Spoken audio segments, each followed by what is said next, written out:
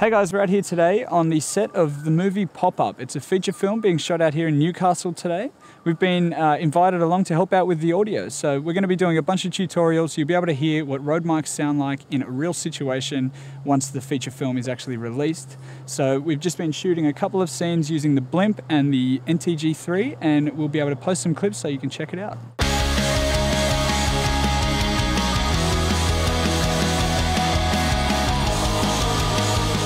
So for one of the main character, Wesley's vocal take, we just set up the lav within his collar using Rode Rec and the lav with the mic on 11 cable. So this kind of really comes in handy running Rode Rec on a shoot like this, because without having to run wireless kind of setups, we've got a slate running today, so we've got a clear, nice and sharp clap so that we'll be able to sync up the footage later on, even without programs like Pluralize that'll do it for you. So today we've run a track. It was about 32 minutes. We didn't have to worry about, extra batteries for a receiver and a transmitter with a wireless kit. We just ran the lab straight into this iPhone 4S we've got here, directly into Rode Rec. And if I'd like, I can actually trim and mark out all the different takes that we had and mark out which is the best take with a region within Rode Rec before we're even finished at the shoot today.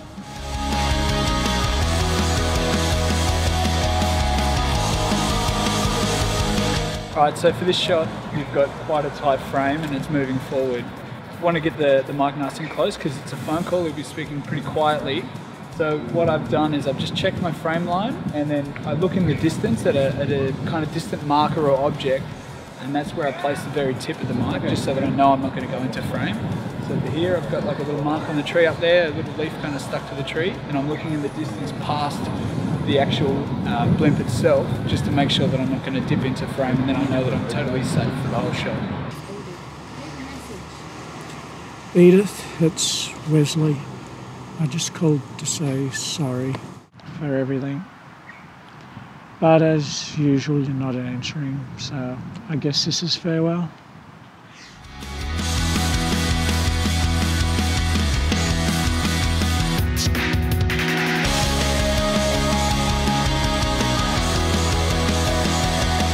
So just for continuity, we're essentially whiting background again.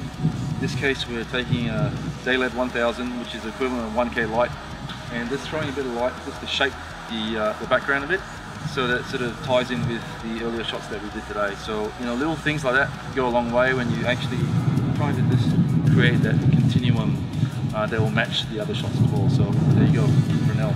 So on the last shot, which I think was the best take that we're going to use, I actually come directly over from above with the boom extended all the way so I could get far enough away not to get some glass. But by having such a loud sound, we were able to turn the gain right down on the pre, also cutting out a lot of the background noise that we've got around here, because it's such a loud sound, and getting it out in nice and close. We've got like a primo sound effect that we'll be able to use on basically any other, as a sound effect on any film from now. Very happy with that. Have a listen to that. I just thought I'd share with you a couple of tips about slating. Firstly, with setting up the slate, a lot of times people will just write out the slate with their dry erase marker, but something you can do to make things a bit easier for yourself is all of the things that are going to be permanent throughout the day you can do in tape, like I've done here. Okay? And things like the date here, we can easily just take these off and replace them as the day rolls over. Really, the shot and the take numbers are the only things that are going to be regularly changing throughout the day. So that's the only thing that I've got here that's just in dry erase. Another thing that I do is, rather than putting marks with pen over the things like moss and sync, I've just got these little tabs, and I can just put them over the top and block out those things. On the back, I've got a couple of extra tabs here that I can use if I lose them. As well, I've got my whiteboard marker gaffed to the back of the slate, so that it's always there when I need it.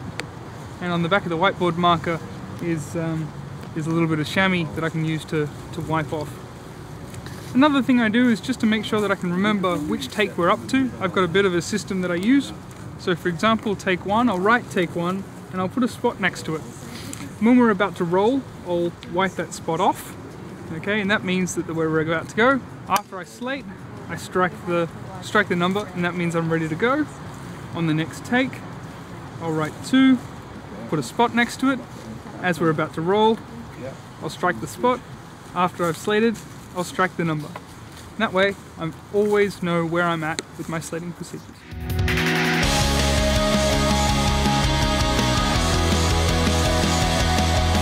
Hey guys, I just thought I'd run quickly through the actual audio rig that I'm using today. So firstly, I've got the blimp because it's pretty windy outdoors. Anytime you've got a lot of high wind, you definitely want to get something like a blimp with a furry on the outside just to keep still air around the microphone. We're running the NTG3 with the Rode boom pole here. I accidentally left my boom pole clips at home, so I've had to improvise with some gaffer tape. So always make sure gaffer tape's part of your kit. It's probably the most universal tool that you've got as a sound guy. I'm running into a think tank photo bag here. I've strapped it over my shoulder just to take a bit of the weight, and then it goes kind of around the waist here.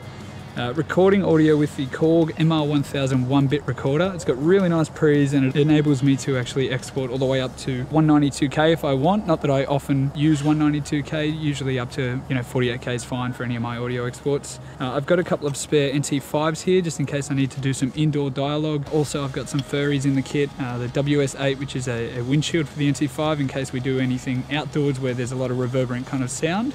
And then of course I've got my all-important Saxby's ginger beer sitting in the back of the case here just in case I need to quench my thirst. So that's my audio kit for the day, guys.